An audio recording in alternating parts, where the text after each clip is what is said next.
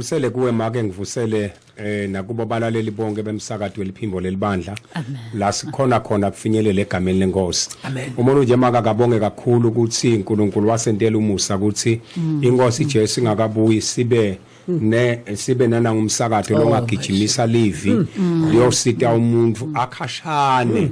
bese uyafika uyasitakala. Siyawuthanazela ke futhi lo msakado nemlalelo ekhaya kawukhulekela umsakado singagcineki ukukhulekela sifake netandla lapho singafaka tandla khona ngoba kusitakala thine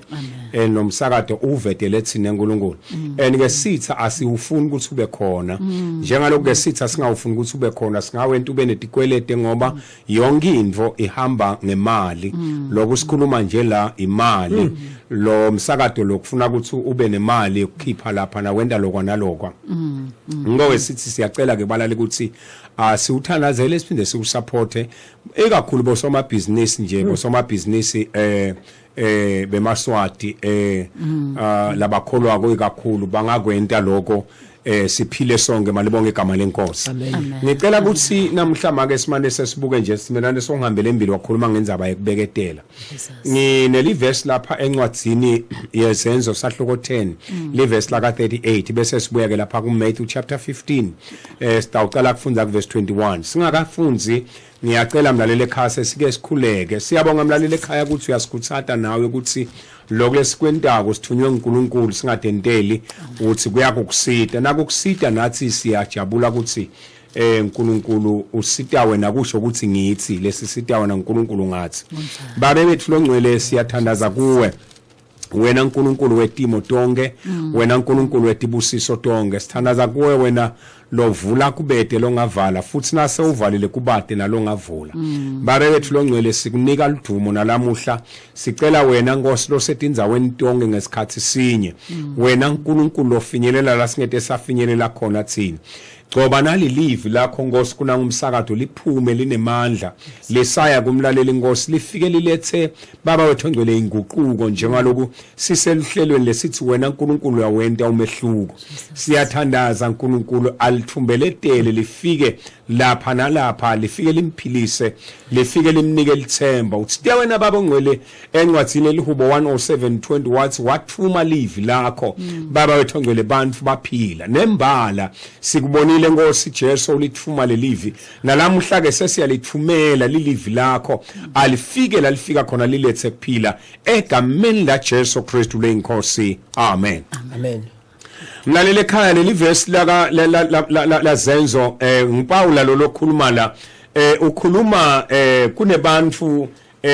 laba mthethise macala seyichaza ke indzaba ke uchaza ngaJesu ke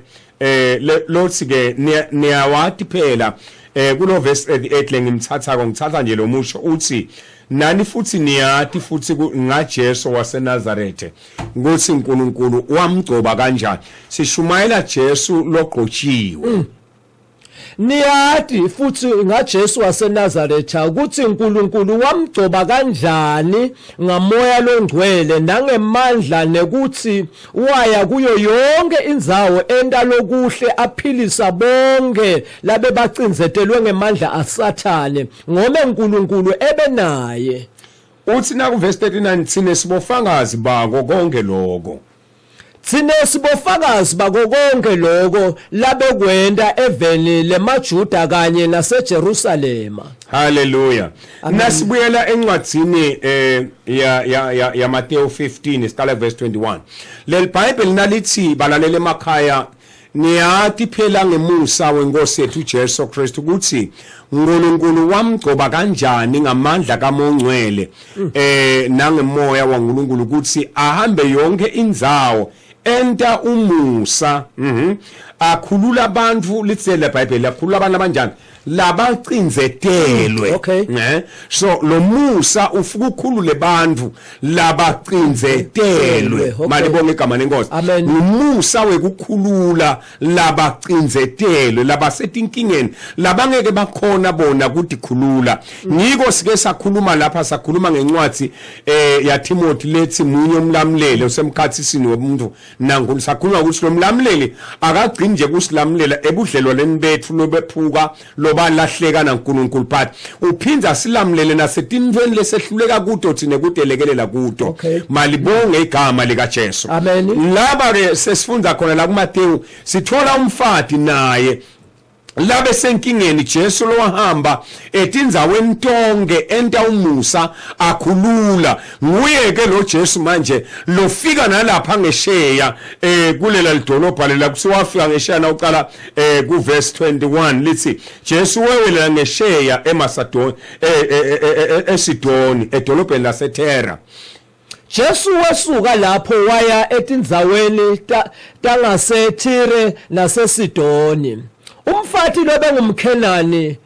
wakuyo leyo ndzawo weda kuJesu akhala athi ngihawukele Nkosi ndvodzana ya Davide indvodzakati yami iphethwe lidimoni kabi. Kodwa Jesu akazange amphendvule. Bafunzi bakhe base basonzela kuye bathi mcoshe lo mfati ngome nangu Solomane uyasilandzela uyakhala. Jesu waphendvula wathi angathunyelwa kulomunye umuntu kuphela etiveni letilahlekile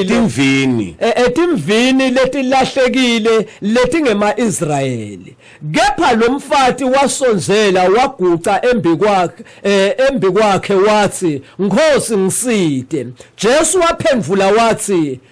akukalungi kuthi kudla kwebantwana kulahlwe etinjeni. Umfati waphendvula wathi yebo Nkosi uqinisile kodwa netinja tiyawatfola emavuthuluka lasele kubanikati bato. Ngakho Jesu waphendvula wathi awu make kukholwa kwakho kukhulu akwendeke kuwe njengekufisa kwakho. Indvodzakati yakhe yasinza ngaleso sikhathi. Hallelujah. Amen. Inkosi mayibusise mlaleli ekhaya kufundwa kwelivilayo. Laba sithola ukuthi Jesu lelithi leBhayibheli encwadini yezenzo wahamba yonke indzawo enta umusa aphilisa abantu labacinzetelwe. Amen. Amen. La gcine khona simelana ugcine kwa verse 28. Mangafunda 29 lithi nje kwabe sekulethwa bukuye abantu lebe bathi ngcute nalele babagula balethwa la kuJesu. Jesu wasuka lapho waya ngaselwandle laseGalile. Wenyukela entsabeni wefika wahlala phansi. Ticumbi letikhulu teta kuye tilethe tingcute netingini netimbumbutse netimungulu netigulane letinyenti. Tabekwa embi kwakhe watiphilisa tonke. Hallelujah. Amen. Hallelujah. Amen. Kutholakala lo make lapha banalele emakhaya akamikiswa nomnye umuntu kuJesu utimikisa yena ngoba inkinga nayikuphethe kumnanzi lokuthi ungafuqwa abantu kumikiswa la kunelisito lwakho khona but la kunelisito lwakho khona kufuneka kwathi wena kusilapha kunelisito lwami. Lo make ke naye liBhayibheli lithi wabe sewuyeva ngaJesu naye agulelwa ngulomngana wakhe wase uyahamba njenga nangu umfati lesifunza ngaye kuMarko chapter 5 leksiwa weva ngaJesu wasuyathumbelethela asagulile for 12 years kungekho lokungamsida. Manje ke lo waseKhenani ke la ungumKhenani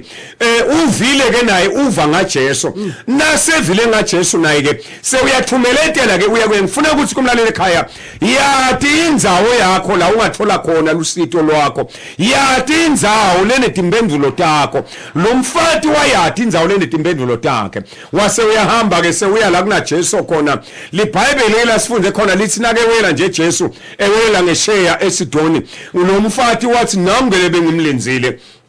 nangu lo mlebe ngimdzinga ngoba lo muntu lona unetimpendulo tami ngoba kuyadzinga lokuthi uyati impendulo yakho ukuthi kuphi ungahamba ushayisa noma ngangikuphi nje kodwa impendulo yakho uyati ukuthi ikuphi. Impendulo yakho mlalele ekhaya kuJesu. Wathi lo mfati Jesu Kristu ake umane ungiside bo ngigulelwa ngumnganami uyagula ugulela kufa ngiside kuneni unengcingwana ke ngicela kusibala lesinake kancane ukuthi ngesikhathi sathi lo make kuJesu side lesisi lo mngane nami uyagula. Leli Bible lithi Jesu wabinza akamphendulanga. Balalele emakhaya kungembuzo kulabanengi make nomcebo ukuthi kwaya ngani Jesu abinze. uyathi nawufunda incwadi ya John chapter 1 ngiyacabanga ukuthi verse 10 uyayomuve lithi Jesu uthi Jesu indvodzana yemuntu yeda kwabayo kodwa bayo abazange bayemukele yeda kwabayo kodwa bayo abazange bayemukele ngalamanye amagama Jesu kwakunetigaba takhe la emhlabeni sigaba seqala sekufika kwaJesu emhlabeni kwakusigaba sekwekuthi emaJuda athi ukuthi nangu Messiah sewufikile but bangamemukeli ngiko ke Jesu athi ngifikile indvodzana nangayimukeli kodwa lotawufika emva kwayo nitawufike nimemukele kuze kube ngilamhla sive saka Israeli azange samemukela Jesu njenga Messiah but now ufunda Revelation chapter 6 lihashi lelimhlophe letawuqala kufika batawulemukela bathi nangu Messiah wethu kanzi yi antichrist ke leyo leli hashi lelimhlophe le chapter 6 kani liyena mbama utawufika ku chapter 19 nasifunza sembulo chapter 19 malibonke igama lenkonzo manje ke lesigaba seqala lesisho ukuthi Jesu mayifika la emhlabeni ahamba la emhlabeni abesethe to interacta nemaJuda awabuyisele enzaweni yawo yekukhethwa kwabo uNkulunkulu malibonke igama lenkonzo but bangamemukeli so lo mfati nakefika ke akhuluma namagama liBhayibheli lithi ke Jesu akanzange lo mfati amphendule wathula but lo mfati kunento lengithanza konke ukuthi makabinzile Jesu akabanga soyaduba lo mfati wayathi ukuthi impendulo yakhe ila kuJesu noma athulile waqhubeka lo mfati wabeketela njengana kwakhulumile isimelana athi kuyadzikeka kubeketela ngoba lo Isaiah lengamfundisa yena simelane lothi Jehova unesikhathi sakhe sekumphendula umuntu uthi ngakuphendula ngesikhathi sami lengisithandayo usho ukuthi manje lo mcebo immediate la uqala ukuthandaza ucela lutho uNkulunkulu kuyarecordwa kuthiwe okay sathani kumthandazo wakhe nangu impendulo yakhe imhla kabani ku date bani ngoba uthi at an appointed time ngesikhathi sami lengisikhethile ngesiswati ngabe sengiyakuphendula amen so lo mfati lo nokwangazi uthi unaso lesambulo ukuthi noma thulile kodwa kunesikhathi atangiphendula ngaso waqhubeka waqela kuJesu lalela mlaleli ekhaya ngiyathanda lokwekusho ukuthi ungabanaki nalaba seceleni kwakho labanye kakhulu mhlawumbe kungasibane moya kakhulu kunawe na ucela kwengazi uthi wena awusakholwa kwahle na ufikelwa inkinga qhubeka wena ucele kuJesu ngoba awuceli kumuntu malibonke igama lenkosi bantu labasedlula labangathi banemoya labangathi basemoyeni lesinye isikhathi bangake bakujaphisa kabuhlungu kabi bakutshele ukuthi wena unamoya wehlelwa letinkinga ngoba wena ukholwa kahle laba ke uthi ke lo mfati nakaqhubeka la kuJesu sebaze bathi ke labafundi kuloko Jesu bafundi ke bona bakhuluma na Jesu ubalalele kahle emlalele ekhaya abasho lokuthi inkosi msite lo mfati bathi mqoshe bande sonweni bangake bakuqoshe abasho ukuthi msite lo mfati kodwa bathini mqoshe lo mfati ngoba Solomon nangu uyasilandzela uyasenyanyisa usibangela umsindvo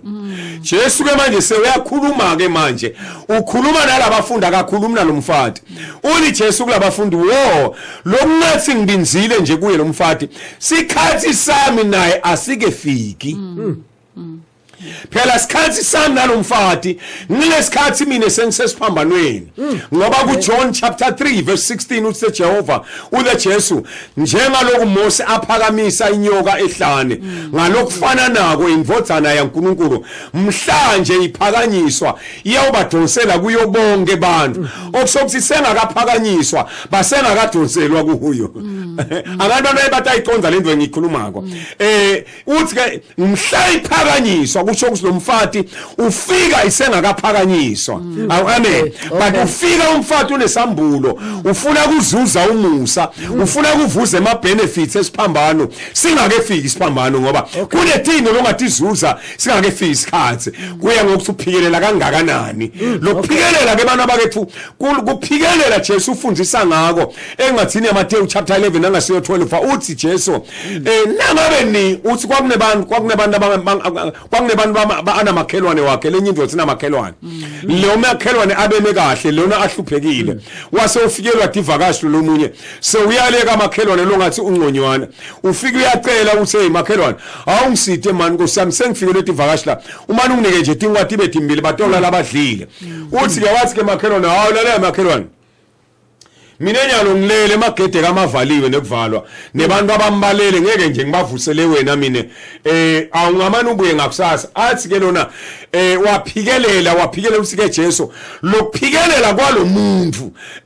kwenda lo makhelwane lombi kangaka wavuka wamnika uthi ke Jesu thandazani ningayekeli kangakanani ke babe losezulwini masiphikelela uyasinika tindvo lebe singakafanele ukuthi thola kwamanje lokuphikelela kukwenta ukuthi uthole indvo lebe kufanele uyithole nga 2025 but uyithole nga 2020 uyithole ngoba nakusolo manje wena njani na uyaphikelela lokuphikelela uyakuthanza uNkulunkulu ngiko Jesu afundisa ngakho lo mfati ke uyaphikelela lo mfati mayiphikelela ngifuna ukutshela nangumlaleli ekhaya lo salahla thawula uthi ngithandazile ngathandazelwa ngakwenta ye wena lalela la phikelela until tino takho zifike kuwe lo mfati waphikelela bathi ke bafunde emcoshe manje mcoshe unike Jesu wo lokungathi ngibinzile isikhathi sami naye asike fiki mina ngitete imvini letilahlekile kwamanje letingemajuda lengema Israel awu amen alalele ke lo mfati uthi hawu kami uyakhuluma aqhubeke umfati athi ngiside aqhubeka athi ngiside bese uthi ke Jesu ngeke ngithathe singwa sebantwana ngisilahle etinjeni ngalamanye amagama uthi lento loyicelako ikhona kodwa kwamanje ayisi yakho yebantwana okay ngoba nakhulunywa ngalabantwana kwakhulunywa ngalamajuda asilama benefits ngisewaphethe nyalo ngisengakafika esiphambaneni ngisewaphathele abantwana emajuda but ke manje uthi ke uthi ngeke ngithathe lesingwa mina sebantwana ngisinike etinja leli gama letinja kusho ukuthi Jesu uyethuka kwakubitwa abezizwe kuthiwe izinja ngoba bangaphandle kwembuso kaNkulunkulu baze bangena ligama lokuthi sidinja liphela nini liphela esiphambanweni Jesu nasasemhela sonke ngoba iyawuthi ngaphakama bese isidonsela ibadonsela kuye bonke athi ke lo make angadubi angasho ukuthi hawu ngathi kona Jesu uthi tezanini kimi nina nonke nikhathele nemsindawo ndaniphumuta bese soyashintsha wokani akadubanga njengananga umlaleli nje sowudubene lisondo lakhe sewudubene ngalokho umfundisi wakhe umphethe kabi so ujubile lalela akuthutshwa hambe yokuthi bogogohana bogogohana labatala boSamuel kwathi ngaleli langa simphendulo yakhe seyila ngoba kuyendeka labanye makwemcebe badube imphendulo seyila mnyango bese uyaduba kanti bekulingwa yena nje kuthi akana uduba yini wathi Hana seyitawufika imphendulo yakhe wafika etempelini wakhala wathandaza kwaphela umthandazo wasuyabibitheka kuphela wahamba tinzebe emehlo empriest Eli athi uyathi ke mfati nangudzakiwe yewe namfati utawudzakwa kuze kube nini Hana kazange aphendula umpriest kabi but Hana wathi cha babe inceku kati yakho ayikadzakwa kodwa ithulula umphefumulo walo muntu ngiyathanda wona namagama lathi ithulula ngoba letinye tindvo nje umlaleli ekhaya ngase utithelile uNkulunkulu kuwe ngasowunato manje ngeke athele lathi kwalobumunyu kufanele uqala uthulule lobumunyu hlithiwe yakho imunyu inemagrudge inenzondo yebo ngiyavuma vele bakuphatha kabi naye bethulula bumunyu aphethwe ngizakabopheni nakabhlungu kodwa akazange bese uqasukela umpriest ngathi wathola sambulo ukuthi lamuhla lilanga lemphendvulo yami waphendvula kahle wathi baba inceku kati yakho ayikadzakwa kodwa ithulula umphefumulo wayo lo munyu kusimakathe wamuva yini umpriest make nomcebe nawufunza ukuthi washo yini ukuthi ngiyaxolisa make bengibona ngathi utsakiwe akazange nje axolise esikhundleni salo kwasuka wathulula lemphendvulo wathi inkosi ayente njengekwethi icelo takho yemukela njengekwesikhalo sakho immediately wasuka wemukela lo munye ngase wemukele indoda yakhe kumfundisi wakhe umdubile uthi akete umfundisi atawuxolisa lo munye udube indvodza yakhe uthi ayitite exolisa noma seyibonakala nje ukuthi seyimthengelana yakuya nanakuya ayixolisi ngekwayo uyaxolisa ngalokuthenga but yena uthi uyazala ikhiphe lamlonyeni yema ukuthi asithandazi salite seyixolile indvodza awusulinzela ligama akalikhipha akazange hana sho njalo nalo mfato umSamaria akazange athi Jesu akaqala suse leligama qala lelithi uyinja wava nje amagama sathi Jesu ngiyaqala kubona kholo lokungaka kaIsrael ngoba lo make wabe sewuthola sembulo sekwekuthi ngubani kani yena lo Jesu iyangihlupha lenzama maka lo make phela wathola sembulo ukuthi ngubani Jesu sembulo lasithola wathola kwekuthi Jesu uma ufunza incwadi ya John chapter 1 uthi John chapter 1 tonke tindo tadalwa nguwe tadalelwa nguwe konke kwavela ngawe ngalamanye amagama uthi lo make noma ngiyinja kwalamuhla kodwa yavela kuwe yadalwa nguwe wayidalela ipurpose lenhle ngakho ke ifanele ukuthi idle timvuthuluka letiwa etafuleni awuve nje lempendulo lenhle kangaka lekhumbuta Jesu ukuthi phela nami ngadalwa nguwe akathatha ke lamaJuda ke singake fike lesikhathi sami angithole nami ivuthuluka athi Jesu ngiyaqala kubona kholo lokungaka yemaka kwenteke kuwe njengekukholwa kwakho kwathi angisho emsakadweni wevoice ngithi lamuhla nawayishintsha le attitude lonayo yekufuna ukuthi abantu baze baqolise kuwe ngiyakutshela mina kutakwenteka kuwe njengekweticelo ta phikelela lo mfathi wathatha indoda yakhe ngekuthi waphikelele Jesus.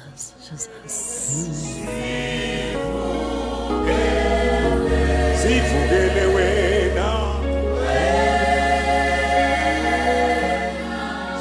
Oh Jesus kunjalo umlaleli sekumsakazo wakho eliphimbo lelibandla lomunye sovele sowumenge emumo kuthi nami ngimane ngikhulume nenceke yaNkuluNkulu ngoba ngiyaphikelela ngiyathi lapho kufihlwe tinfo tami khona nami namuhla lilanga lami namuhla losuku lwami namhla isikhathi sami ngumsakazo wakho eliphimbo lelibandla VOC hello Sakwamukela VOC Yebo msibunjani Sikhona njani na mama Baye siyabonga kufika kwakho bakwemthini lesesigatsini Ayibonge inkosi lento kahle lokugatsa babeketeli Yaphikelela nabathola tindoda boke make ngilabaphikelelako Jesus impela baba sithanda singayekeli namhlanje kunetindoda takho nje lo uphikelele nje kunetindoda takho maye ngiyabonga Jesus Amen man Jesus ngoba siyasebenzisa noma athulile impendulo noma binzile ukuthi impendulo ikhona amen Amen man ngiyabonga baba ayibonge inkosi kunjalo umlaleli weliphimbo lelibandla nombolo 78436839 linda uthandaza ungayeki ukulwa ungayeki mlaleli akusiso isikhathi sekuyekela lesi ngumsakazo wakho eliphimbo lelibandla Hello make yebo sawubona Yebo ngiyaphikelela nami enkosini ayibonge inkosi ayibonga inkosi baba emfundisi Jesus phikelela make futhi ungaluthwa ngoba na uphikelela sathana uphika ukutshela shangathi uNkulunkulu sokuyekele sokukhohla kakhohlwa uNkulunkulu akhohlwa umsakazo wakho eliphimbo lelibandla Hello auntie yebo sanibana baba yebo kakhulu auntie ngiyavusela kakhulu nami inkosi yami baba emfundisi Amen mfowethu besimelana Amen mfowethu Amen awu cha inkosi yami emfundisi leli sidala Absalom muntu odlamini nale lafika lezakhela walithandazela liya eBhayibheli school awu emfundisi ngiyele sisiso ngiyacela mfundisi ukuthi inkosi yami ngithandazise babe kakhulu amane babe uyakufuna lokuphenduka uyakufuna lokukholwa sokubonile ngicela manje inkosi yami ngeke inkosi manje umthandazise wankosi amane amahlangane naJesu buqaqa kakhulu babe uyathi lokunye ke mina kethu njengalokuthi babe so uyayidzinga inkosi ikhona into makelo mcebele ngiyibonile kumlaleli ekhaya hey invo lelikhuni kushumayela umntalo wakho hayi kulukhuna ngathi kwendekana but kudzinga ke mina kethu ukuthi na umbona kuso uyayidzinga bese uyasinvite nje sibabe ngitake ngicele babe msiba afike lapha sitothandaza netimo ke tiyenta kokuthi timo singene kalula ngato kanti futhi timo uNkulunkulu uphendvula kalula ngato amen awuyefakala baba sibonga kakhulu umlaleli ngikholwa ukuthi uyamkhumbula babe baningi lohlala ubathandazela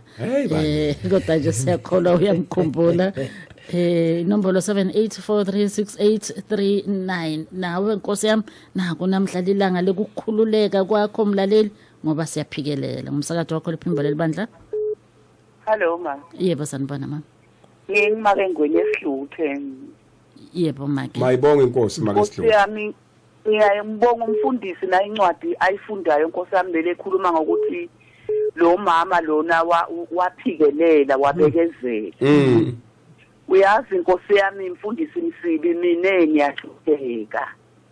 Kodwa solo kwangiyeki ngisuke bengilele kodwa ngavuka ngezwa izwi lakho likhuluma. Ngase ngiyalalela ngase ngiyayibuka mina sengiyayibheka mina emfundisi ngahanje ba umyeni wami iminyaka emibili isenhlangano ayiniki imali.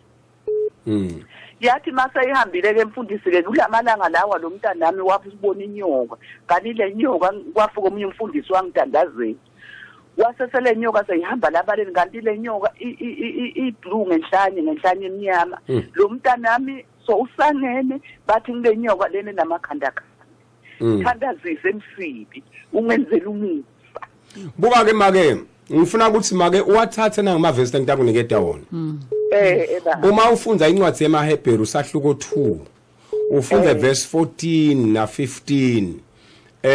akhuluma ngekuthi lamaHebheru njengalokhu bantwana baba abantu naye Jesu waba ngumuntu njengabo kuze ukuthi akubhubhise sathane lobe nemandla etekwelisuku lwekufa uyabona Mose kuze akhulule bonke labo labathi ngesikhathi sabo sekuphila baboshelwe ebugcilini ngenxa yekwesaba kufa sathane make uyesabisa akunandzaba noma ngesabisa thini bhala phasi futhi base Kolose 2 uma ufunda verse 15 base Kolose 2:15 lithi Jesu wabephuca tikhala labanemandla nebabusi wabathela ngetikhali ebaleni sathane uyethusa mangabe makungafunza Isaiah 54:17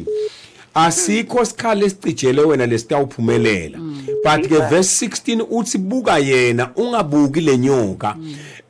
ufuna ke make bese ngikutshela lokho ukuthi usebenza njani sathane usebenza ngekweukuthi ingqondo yakho ihlale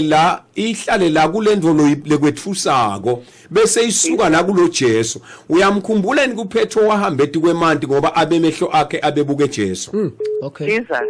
wase uthina ke susa lamehlo akhe Jesu abuka lamuntu wacwila wena yekela ke lenyoka noma ngiyemakhanda noma ngiyiphi lisi leBhayibheli tonke tindvo kulo maHebheru 2 mase ufunda verse 8 ke khona tonke tindvo Jesu wathi faka ngaphansi kwetinyawo takho ngoba wena uyakholwa incwadi yabaseFesu 1 verse 19 ithi la kuye kunemandla lamakhulu lavusa Jesu kulabafile lenyoka le iyathi kuthi wena unemandla mane na ungawakholwa wena lamandla ukholelwa la kuyo ithole amandla ke yona amen mama amen ngiyabonga mfundisi wami ayibonga Inkosi ngiyabonga umusa wakho amen mama kunjalo mlaleli lilanga lekukhululeka leli ngenxa yokuphikelela kwakho nawe namuhla sengitawubamba lababili begcina mlaleli umsakazo wakho liphimbo lelibandla njani siyaphila njani wena mama siyaphila ngibingelela nemfundiso ngisebeceleni nabona babesimelana amen thathethu njani amen ungakandlovu ayibonga Inkosi amen ngithi nje yaliva lizwi laNkulunkulu siyabonga kakhulu amen siyasakha indaba yembebedela nesiqinisela eyabida nakangaka kunetimo letimathema letifikela ukuthi bazalwane uve lokuthi uyabona beyalose kubita noma ngathi sebita umphefumulo nengadi indlolonge kuzokhona ekunikela ngayo but nje-ke masiliva livi laNkulunkulu liyasiqiniseka bemsibe qale ngenthaba lemcoka kakhulu makangena la wakhuluma ngendaba yokuthi siyadla kakhulu kwa VOC siyadinga ukusupporta nemsakazo ngiyafuna ukuthi maybe sesinamcebo ungisida ngale nombolo lapho khona sinikelwa khona Amen. Amen. ngele umsakazo ukuthi uqhubeke lisafade livela uNkulunkulu nalabanye basithakala siyasithakala vele kakhulu. Amen. Thathwethu. Uyathi lesifiso sakho lesihle kangaka sithi 2000 nje nawucala nje unikele noma ngawunikele nga 10 rand. Khona timo letawuqhaqheke empilweni yakho. Jesus. Siyabonga sithi siyabonga. Siyabonga kakhulu. Umlaleli weliphimbo lelibandla inombolo ya mobile money ya VOC it's 76989400 789400 ngidawuchubekana kuyimemeta ngenxa yokuthi inceke yaNkulunkulu kufanele ukuthi ithandaze babe umfundisi akasuye yedwa futhi lona lonikelako banenge nalabanikelako nawo uthandaza namhla sitawucela babe nje ama partners av VOC nawo bathandazele nanangu nje lothite namhla kuphikelela kwami nekulalela lo msakazo sekungendela info lenhle ngiyakhululeka angimukele wekugcina ngumsakazo wakhe liphimbo lelibandla VOC. Hello. Yebo makamke. Yebo sisi. Hello ma. Angikhuthaza ngoba nami bese ngithi nathiwa district emsebenzi kude umsebenzi babe bake bangiqasha buthina bayeke bangekelisa. Uyathi ukuthi ke sisi kukhona into engifuna ngikufundzise tona. Akufuneki ukhathateke ngoba kukhathateka Jesu akakufuni. Uthi ningakhathateki ngalutho Philippians 4 verse 6 ingakhathateki ngalutho angethiwa kuvoma slow. Psalms 50 verse 15 athi ngibide ngelisuku lakho lokuhlupheka mina ndakukhulula wena ngidumisa. 1 Peter chapter 5 verse 7 athi uphonsele kimi konke ukukhathateka kwakho ngoba mina ngiyakukhathalela. Kufuna wena ube nekurelaxa kulo nkulunkulu noma kungathi utholwa phinzwa walahleka. Wathi kunye kuthi kungenteka ukuthi lo lahlekile umsebenzi bowutakunika imali lencane kunana ngilotako. So uma ngabe sewucashiwe kulo bonge kube nesidingo sana ngilo nemali lenkulu ngoba uthi Jesu kusambulo 3 verse 7 8 ngimenga semnyango ku20 ngiyanconcotha uma umuntu evala ivulami avule mina ngiyangena ngidle naye adle nami ngesikhathi unikela nala ka VOC udla naye lo nkulunkulu so unkulunkulu lodla naye angeke avume bese udle sitsheni lesincane angathi asedlule ngoba kukhona lesikhulu la silinzile nitawudla kahle naye kuso amen Amen. Amen. Sibonge kakhulu. Sibonga kakhulu umlaleli weliphimbo lelibandla mina sengivele nginiketela kuyo inciko yaNkulunkulu ekugcineni babe simelana utasinika nenombolo ngoba labanye babe baye bathi umfundisi wami ngicela nje usukhulumela ivile emthandazo alikhuluma umfundisi elicingweni uNkulunkulu awende umsebenzi nyalo sesendiwa sikhathi ngicela kubuyisela kuwe babe usathandazela umlaleli weliphimbo lelibandla. Abalaleli emakhaya senilivile livi kukhona indvele ngicela ukuthi niyente encwadini ya John chapter 4 mafunda verse 83 kunendvodza kuthiwa yayiphethe lidolobha lendvodza yagulelwa umntanayo yase iya kuJesu yahamba vele ilanga lonke mayifika kuJesu ngicela ukuthi Jesu manje uyongiphilisela umntwana wathi Jesu hamba umntwana wakho sowuphilile leli Bible lapho lendvodza iyakholwa ngemavi aJesu immediately nathi hamba yakholwa uyibona ngani ukuthi yakholwa iyabuka nesikhathi lapho khiphe ngawo lamagama yathi hamba indvodzakade yakho seyiphilile nembala wasitaka afike ekhaya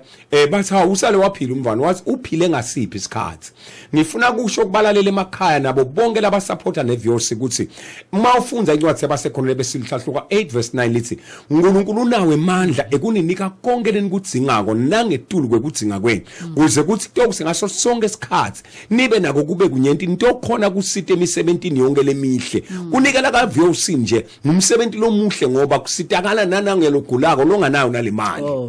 wena sewushumayela nyalo sengitakhulekela mina ekhaya logulako ekhaya kabambe nje la akagula khona bese sesiyathandaza ngegama lenkosi babe bethu longcwele wena Jehova lone timbendulo tethu tonke ngegama lakho Jesu Kristu lelingeke lavinjwa leli ligijima etindzaweni tonkana sesiyalithuma ngegama lika Jesu liyethumbelethela liyangena baba wethu ngcwele labe kungeke kungene lutho khona liletha impilo egameni lika Jesu Kristu liyefohla in the mighty name of Jesus Christ babe sengiyathandaza ngosi ngithandazela nangema partners aVOC babe ake wabusise ngemabhizinisi wabusise ngosi ngetibusiso bana babo baphase nasemakolweni ubabusise ngema scholarship ubabusise ngetidzingo tabo tonke ukuthi hlangabethe ngegama la Jesu Kristu lenkosi babe ngithumela live lakho lephila nakunangu yalogula konkosi asebambela la kagula khona sesithumela live lephila emtimbeni wakhe sithi akaphile in the name of Jesus Christ siyabonga babe ukuthi lokho uyakwenta wena Jesu wendela buhle nekudunyiswa babe kweligama lakho Jesu Kristu lenkosi amen Amen. Sibonga kakhulu umlaleli. Inkosi malalele emakhaya inibusise sibonane ngalesine the same time nga 9 o'clock siyabonana nawe ngalesine ngelisondo sitambize sibonane futhi. Inkosi yami sinibusise.